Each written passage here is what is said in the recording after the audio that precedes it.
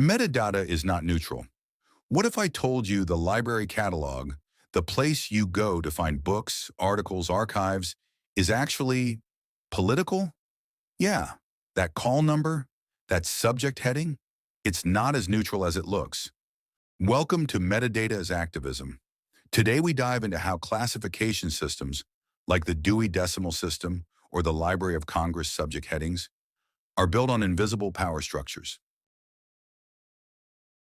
Melville Dewey wasn't just a cataloging genius.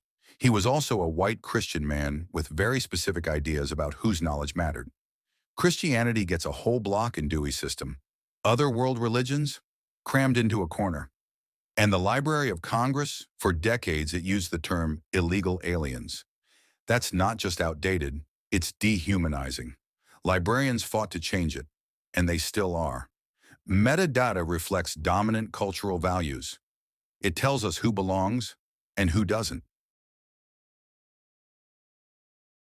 Philosopher Michel Foucault said that power doesn't just live in laws, it lives in knowledge. Metadata is one of those quiet powers. Authority files decide what names are correct. If you don't fit the system, you become invisible. Even search tools rely on outdated logic, hierarchies, binaries, rigid vocabularies. If the catalog doesn't have your language, your story stays hidden. But here's the good news. The catalog rebels are here.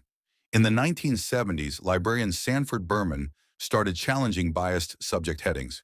Today, activists are building new vocabularies, like Homosaurus, which centers LGBTQ+ language, and Mukurtu, a metadata system guided by indigenous communities and cultural protocols. Zine libraries tag their collections with terms like queer grief or radical rest. Sometimes readers even write their own metadata on sticky notes. This helped me survive. That's metadata as memory, as healing.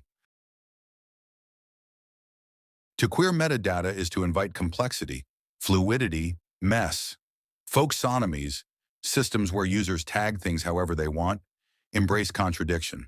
One photo might be labeled gender euphoria, dyke picnic, and chosen family all at once. There's no correct label, just meaning that moves. That resists flattening. What if we built systems that feel instead of just sort?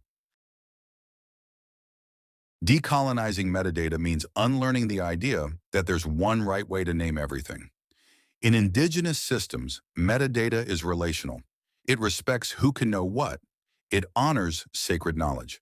Projects like TK labels allow communities to define access and context on their own terms. This isn't just about changing tags. It's about changing the framework, from extraction to consent, from control to care. Let's dream a little. What if catalogs could breathe? What if metadata came in layers? Official records, reader notes, emoji tags, sensory impressions. Imagine a search system that doesn't ask, what are you looking for? But how do you want to feel? Imagine classification as ritual, as storytelling, as a living, shifting spell. Metadata isn't just technical, it's ethical, it's poetic, and it's political. So next time you scan a barcode, browse a shelf, or search a catalog, ask yourself, who filed this and what got left out? Thanks for watching. Don't forget to like, share, and subscribe for more radical metadata, zine theory, and speculative cataloging.